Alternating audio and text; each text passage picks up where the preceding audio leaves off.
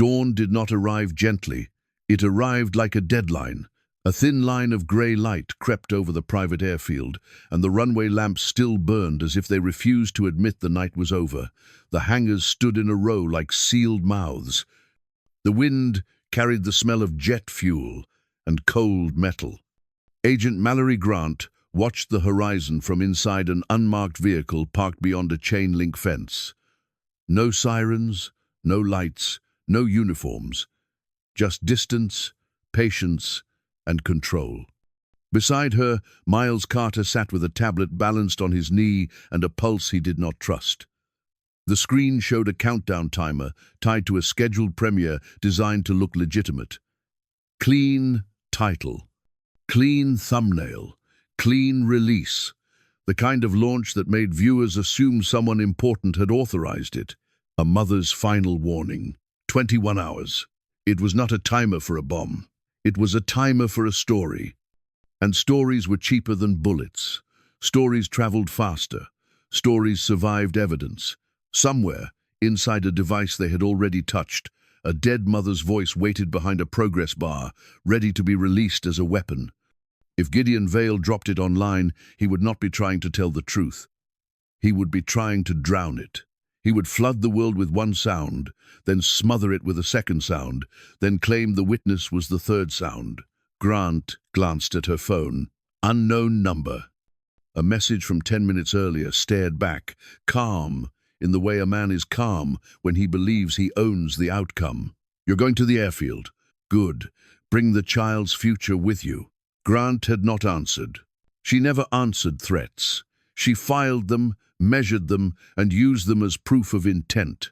Across the front seats, Graham Holt watched the hangar line through binoculars, his posture still, his attention sharp enough to cut glass. Movement, he said quietly. Miles leaned forward.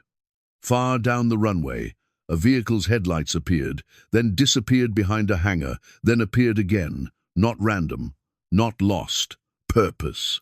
Grant did not move. How many? Graham adjusted the binoculars. 2 vehicles, 1 black SUV, 1 service van. Miles felt cold push through his ribs. Rourke's team. Grant's voice stayed flat. Or Vale's escort team. Graham lowered the binoculars. Either way, they're early. Grant watched the grey light expand. He accelerated because we touched his upload node. He doesn't forgive fingerprints. Miles swallowed. If the jet takes off, it won't, Grant said, not as hope, but as an instruction to reality. Miles looked down at the screen again. The premiere was scheduled to drop clean and smooth, the way content drops when it is designed to go viral. Vale was not trying to win a case. He was trying to win the first hour of public reaction, because the first hour decided everything. If the internet laughed first, the internet stopped listening. If the internet raged first, the internet stopped thinking. Vale did not need jurors in a courtroom if he could program jurors online. Grant's voice stayed calm, almost bored. We are not chasing a jet. We are intercepting a decision. Graham's eyes narrowed. Meaning? Meaning Vale has 2 priorities, Grant said. The exit and the upload. He can't protect both if we force him to choose. Miles stared at the runway. He'll choose himself. Grant nodded once. Exactly. And that choice tells us where the weapon is. Graham's jaw tightened. And the witness stays invisible. Grant did not hesitate. She stays invisible. Miles did not say Sophia's name out loud. He did not say the word child again. He had learned that machines listened for patterns. People did too. Grant reached into the center console and pulled out a plain envelope. Inside were documents that looked boring and official, the kind of paperwork that stopped wealthy men because it threatened their schedule. Miles recognized the header. A temporary federal aviation hold request. Not a warrant. Not a spectacle. A pause. Is that real? Miles asked. Grant's gaze stayed forward. Real enough to slow a pilot who values his license. Graham exhaled once. And if he doesn't? Grant's voice turned colder. then he values something else. The plan was simple, in the way dangerous plans always were. Do not confront Vale like a villain in a movie. Do not give him a viral clip of agents harassing a philanthropist at dawn. Instead, create a quiet inconvenience that forces him to reveal the location of the trigger. Miles watched the hangar doors. The black SUV rolled into position near Hangar 12. The service van stopped behind it. A man stepped out of the SUV, tall, calm, and empty-eyed. Damian Rourke. Miles recognized the posture immediately. The posture of a man who did not ask permission from the world. The posture of a man who believed the world was paperwork he could override. Rourke walked toward the hangar door and spoke to someone out of view. A moment later, the hangar door began to lift. Graham's voice tightened. "They're opening," Grant nodded. "They think they're early enough that no one is watching." Miles whispered, "We are watching." Grant answered with timing, not reassurance. "Graham," she said, "on my mark, you move to the gate with the documents. You speak to the pilot, not to Vale. You do not raise your voice. You do not touch anyone." Graham's expression did not change. "And if they block me?" "Then we learn they're not worried about the FAA," Grant said. Miles felt his hands go damp.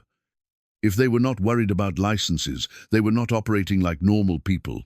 They were operating like a machine. Grant checked her earpiece. "Local airfield manager is on standby. Federal liaison is on standby. We keep this quiet." Miles stared at the jet stairs. "Vale won't be quiet." Grant's mouth barely moved. "Then he'll expose himself." The hangar door rose fully. Inside, the private jet sat waiting, white paint gleaming under harsh fluorescent light. The stairs were already positioned. Ground crew moved with practiced speed. And then a figure appeared near the jet, stepping out from the hangar's shadow like he had been born in controlled lighting. Gideon Vale. Even at dawn, he looked prepared. Suit immaculate, hair perfect, smile warm enough to make people lean in. Beside him walked a man in a suit, slightly younger, moving with anxious precision. Caleb Hart. Miles felt his stomach drop. Hart was here, alive, and too close to Vale again. Grant's voice went low. "He let Hart get taken on purpose." Miles whispered, "A harvest." Grant nodded once. "A harvest. He used fear to confirm what we knew. Then he brought Hart back because Hart is still useful." Miles wanted to argue, but a truth landed first. If Hart was back, the black SUV scene had not been a rescue or a mistake. It had been a message. "We can take people and return them at will." Graham's voice came through in Grant's earpiece. "Pilot is walking toward me." Grant's answer was immediate. "Proceed." Miles watched the pilot approach the gate. Graham held out the envelope, speaking with calm authority. The pilot listened. Rourke noticed. He turned his head slightly, then started walking toward the gate. Grant's eyes narrowed. "Rourke's moving." Miles felt his pulse spike. "He'll block." "Let him," Grant said. Rourke reached Graham and positioned himself between Graham and the pilot like a wall with a heartbeat. His presence was a threat, dressed as professionalism. Graham did not step back. He held out the envelope again. The pilot hesitated. That hesitation was the opening. Grant spoke quietly into her earpiece. "Graham, ask the pilot for his name." Graham did it. Grant continued. "Ask him if he wants his license reviewed for ignoring a federal hold request." Miles swallowed. "That's a bluff." Grant's eyes stayed on Vale. "It's a choice." The pilot's shoulders changed. He looked past Rourke toward the jet, then back at the envelope, then down at the ground, like he was counting consequences. Rourke stepped closer to Graham. Graham did not flinch. And then Vale began walking toward the gate, slow and smiling. The smile was warm in the same way it had been at the gala, an invitation with teeth. Grant opened her door and stepped out. Miles's heart jumped. "You're going." Grant's voice was calm. "I'm going to give him a mirror." She walked toward the gate like she belonged there. Vale reached the fence line just as Grant arrived on the other side. For a fraction of a second, his eyes widened. Then they softened into amusement. "Agent Grant," Vale said, still playing dress-up. Grant did not react to the name. She reacted to the mistake. "Good morning, Mr. Vale," she replied. "You're leaving early." Vale's smile did not change. "I have obligations." "So do we," Grant said. Rourke looked between them, face blank, attention sharp. He had expected paperwork. He had not expected Grant. Vale tilted his head slightly. "Is there a reason you're standing between my jet and the sunrise?" Grant's voice stayed even. "There's a hold request, safety review, routine." Vale smiled wider. "Routine. Interesting word." Grant did not argue. Pilot's choice. He can proceed and risk an audit, or he can pause until the review clears. Vale turned his gaze toward the pilot. The pilot looked down. Vale's smile stayed in place, but his eyes changed. They became calculating. He did not fear the hold request. He did not fear the pilot. He feared timing. Vale's eyes flicked once toward Hart. Hart's hand moved toward his inner jacket pocket. Miles felt cold certainty. The trigger was being carried. Grant saw it without looking at Hart directly. She watched Vale's eyes. Vale's voice remained gentle. "Agent Grant, you seem tired." Grant replied, "You seem rushed." Vale smiled. "I'm not rushed. I'm prepared." Grant nodded slightly. "Prepared to release a recording." The air changed. For the first time, Vale's smile hesitated. Not because he was surprised. They knew. Because she said it out loud. Vale recovered instantly. Recordings are a funny thing. They can be edited, misunderstood, misused.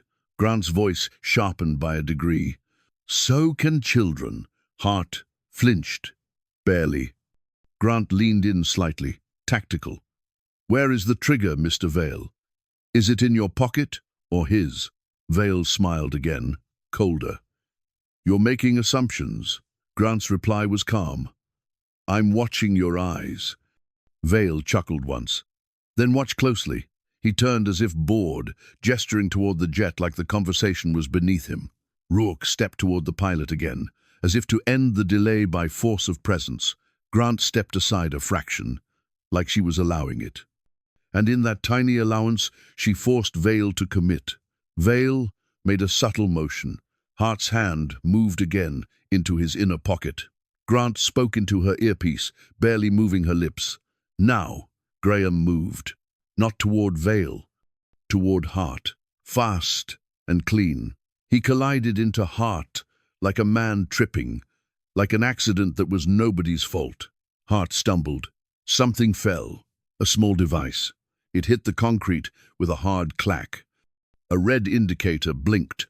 Rourke's face changed for the first time. Not fear, focus. He moved. Grant moved faster. She dropped to one knee and scooped the device before it could be kicked, pocketed, or crushed.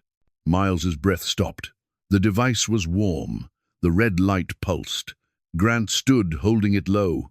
Vale's smile was gone. His voice was still calm, but the calm now had edges. "Careful," Vale said. "That isn't yours." "It is now," Grant replied. Rourke's eyes locked on the device. Grant's gaze locked on Rourke. "You're the handler." Rourke did not deny it. He positioned his body like a man preparing to retrieve what had been taken. Graham stepped between them. Grant turned to Miles. "Kill it!" Miles took the device with hands that suddenly felt too clumsy for the task. The screen showed a progress interface, not a full upload, a scheduled release fed by a cluster of accounts Miles had already mapped. Grant spoke quickly. Pause. Lock. Disconnect. Miles searched for a toggle. Rourke lunged. Graham intercepted, twisting Rourke's arm just enough to stop him, not enough to create a viral clip. Vale's voice rose, not in volume but in authority. "Agent Grant, you're crossing lines." Grant answered, "You drew them." Miles found a setting. He hit it. The red light blinked, then shifted to amber. Upload paused. For 1 second, The world held its breath. Then Vale laughed softly. Not relief. A man enjoying a chessboard. "You think you've won something?" Vale said. Grant's eyes stayed hard. "We paused your weapon." Vale's smile returned, thin. "You paused one trigger." Miles felt cold spread through his chest. Grant's jaw tightened. "There's another." Vale tilted his head. "There's always another." Miles scanned the code, the network path, the scheduled premier queue. He saw it. A fallback route, a mirrored node, a second schedule, not 21 hours. Minutes. Miles's voice went low. "He has redundancy." Grant's eyes narrowed. "How long?" Miles stared at the screen. 17 minutes. Miles did not just see a timer. He saw a corridor closing. He opened a second view and watched the Premier scheduler refresh in real time. The same cluster of accounts, the same pattern of reposts, the same metadata fingerprint. Vale had built this to survive interference. If one device failed, another took the handoff without emotion. Grant stayed calm, because calm was the only thing a machine could not predict. "Everyone wants this to look like chaos," she said. "So we make it look like incompetence. We make the audience laugh at him." Graham tightened his grip on Rourke. "And if he tries to board anyway?" Grant's voice stayed flat. "Then we let the pilot see a problem, not an arrest. A problem." Miles nodded, already building a chain of screenshots, timestamps and logs. If Vale escaped, the receipts had to stay behind. Graham swore under his breath. Grant did not waste a breath on anger. She moved into sequence. "Graham, hold Rourke. Don't break him. Don't let him disappear." Graham tightened his grip. Grant turned to Hart. "You, come here." Hart froze. Vale's gaze sharpened. "Caleb." Hart looked at Vale like a man waiting for permission to breathe. Grant's voice was quiet but lethal. 17 minutes until your boss drops a dead mother's voice online and blames you for the fallout. Do you understand what disposable feels like yet?" Hart's lips parted. "I didn't." Grant cut him off. "Do you want to be the scapegoat?" Hart's eyes flicked toward the jet, then to Vale. Then his shoulders sagged, and in that sag, his fear became useful. "What do you want?" Hart whispered. Grant leaned in. "The source node, the mirrored trigger." "Where is it?" Hart swallowed. "I don't know." Grant's eyes stayed on him. "Lie again, and I let him board without you." That sentence hit the right nerve. Hart's voice cracked. "Rourke has it." Grant's gaze snapped to Rourke.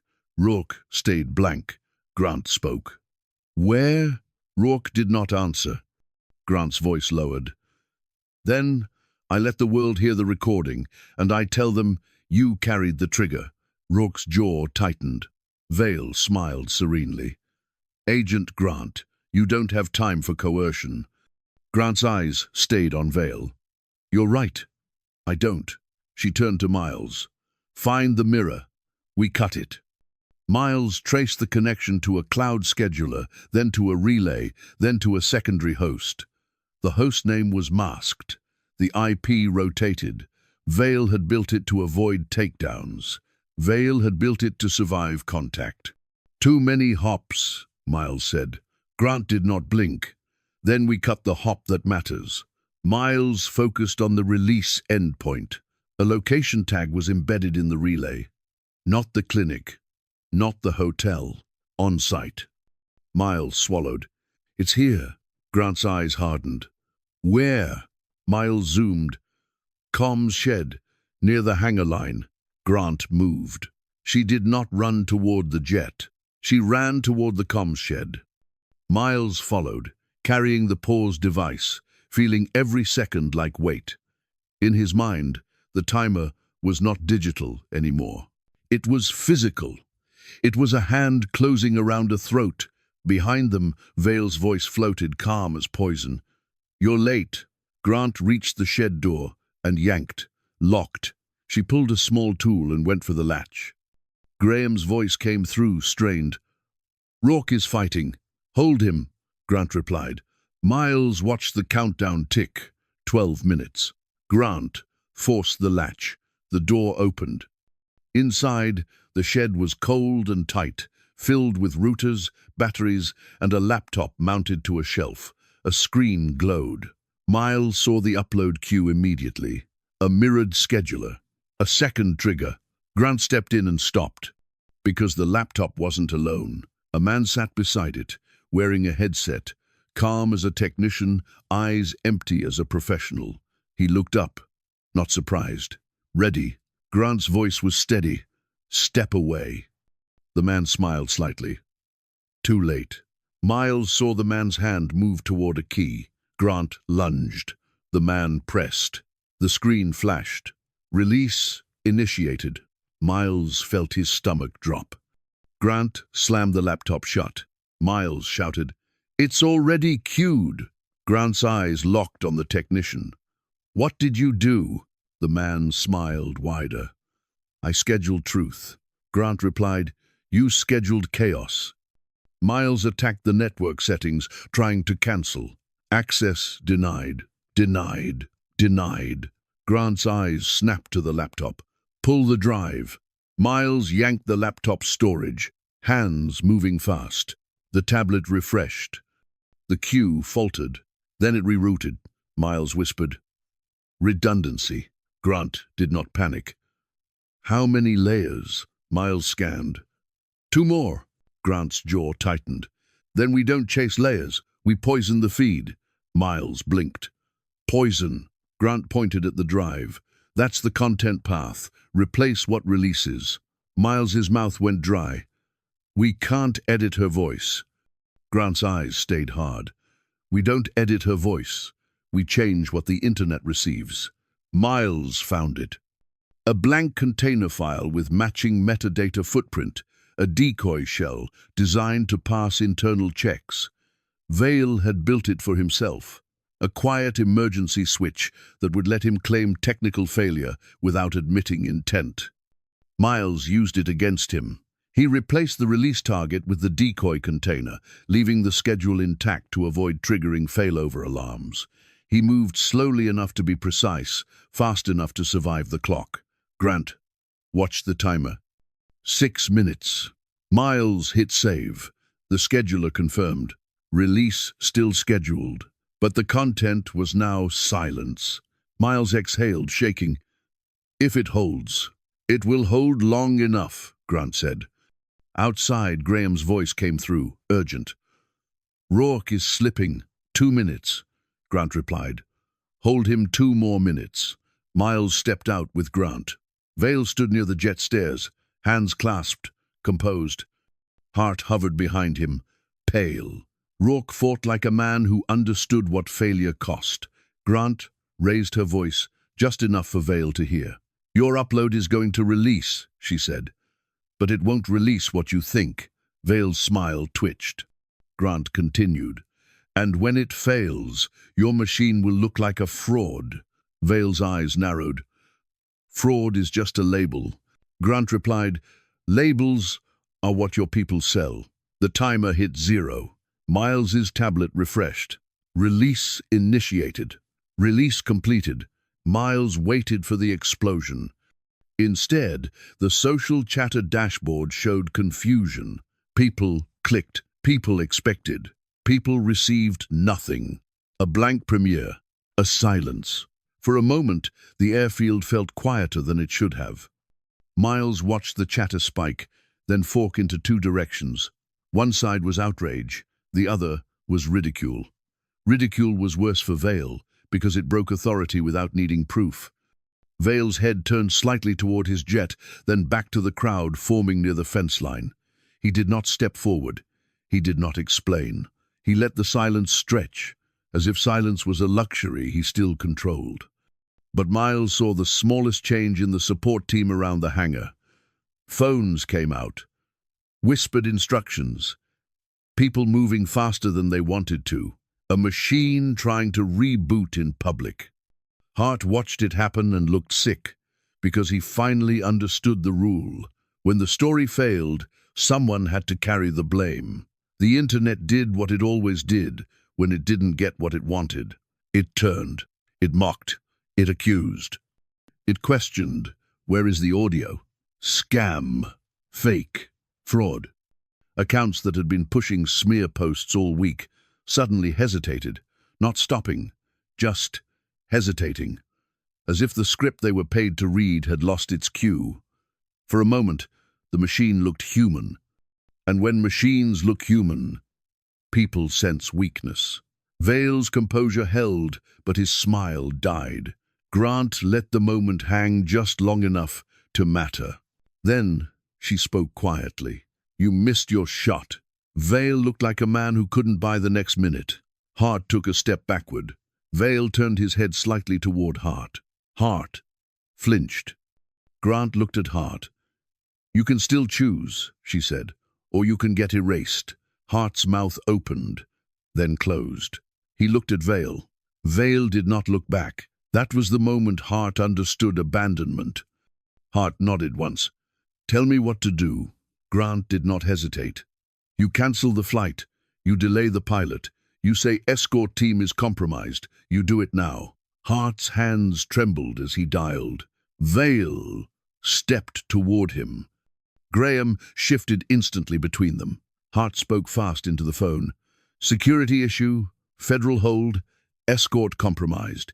If you take off, you lose your license, and I will testify you ignored the warning. He hung up, breathing hard. Grant watched him like a surgeon watching a patient wake. You just chose a side. Hart's eyes were wet. I chose survival. Grant nodded once. Good. Her earpiece clicked. A voice from the clinic team came through, low and urgent. Agent Grant, we have a problem. Grant's face hardened. Speak.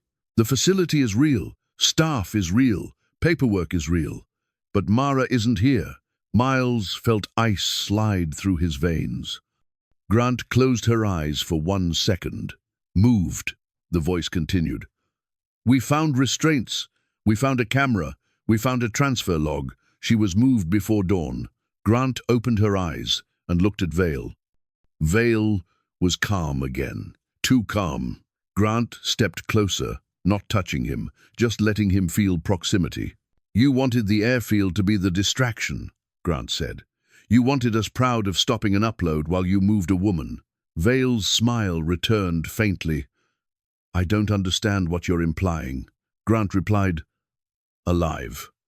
For now. Vale's eyes hardened. Interesting choice of certainty. Grant turned toward Rourke. Tell me where she is. Rourke's mouth tightened. Grant's voice sharpened. The Premier failed. Your boss looks like a manipulator. You are in my custody. You can either become the man who stops being a lever, or you can become the next disposable asset.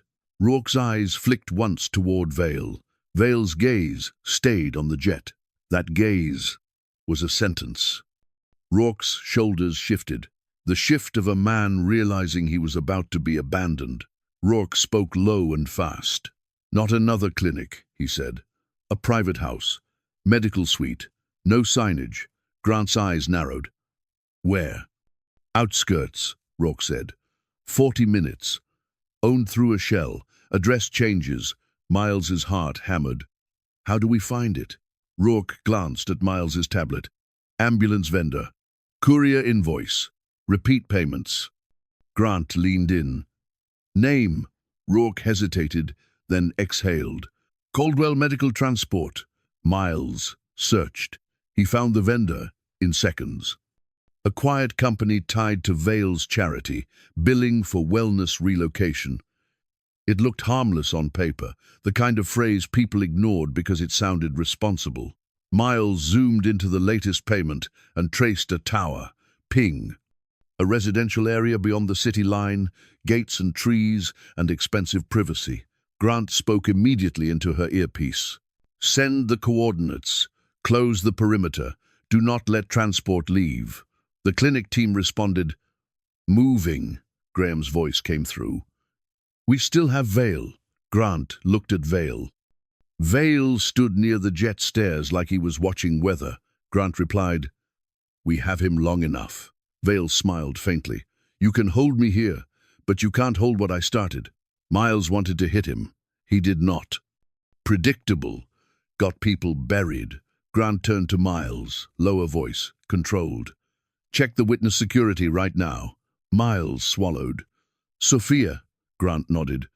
No names on channels. Just check. Miles opened the secure thread to the protection detail. A single message waited. Rotate complete. Then another message.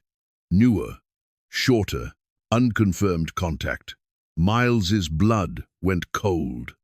He looked up. We have a breach. Grant's jaw tightened. Explain. Miles's tablet pinged again. Unknown number. A new photo. Sophia's sleeping face. Different blanket. Different light. Different angle. Not old. New. Miles whispered. That's real. He forced his eyes into analyst mode, hunting for proof inside details. The blanket pattern was different. The light was warmer. A faint reflection on the window showed a street lamp that did not exist near the last location. The photo had been taken within the hour. Not a memory weapon. A live warning. Miles typed 2 words into the secure channel. Confirm status. Seconds passed. Then the reply came back. Uneven, like someone typing while moving. Detail. Split. Contact. Lost. Searching. Grant's face did not change, but her voice hardened. That means they have eyes close enough to adjust with us. Graham looked toward the runway again. So the airfield was never the finish line. Grant's eyes stayed on Vale. No, it was a stage. Grant's expression hardened into steel. He found her. Graham's voice went low, dangerous. How? Grant's eyes locked on Vale. He never stopped watching. The airfield was a lure. He wanted our attention here, while his pipeline moved there. Vale smiled like a man enjoying leverage, returning. Grant walked toward him, eyes steady.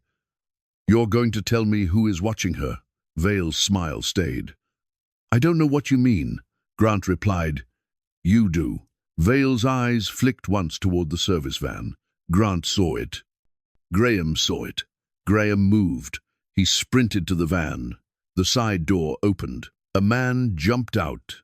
Not in a suit, not a professional handler, just a courier type with cheap gloves and fast fear. He ran. Graham caught him in 10 steps and slammed him into the van.